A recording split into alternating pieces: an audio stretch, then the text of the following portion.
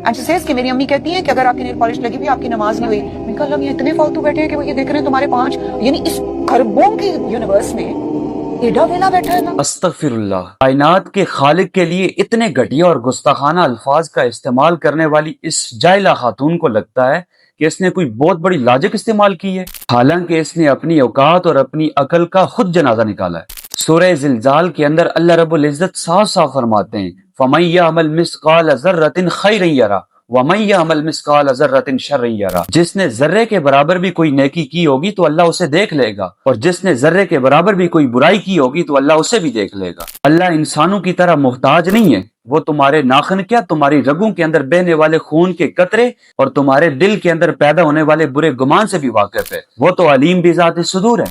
ماں تو تمہیں دین سکھا رہی تھی اور تم نے اپنے اسلام کا سودا سوشل میڈیا پر آ کر دیا. اسلام تمہارے خواہش نفس کا نام نہیں ہے، بلکہ اسلام تو اللہ تعالیٰ کے احکامات کا نام ہے. جب کوئی اپنا فائدہ ہو تو خدا ہر بات سنے، اور جب ڈسپلن پر عمل کرنے کی بات آئے تو خدا پر طنز کرو.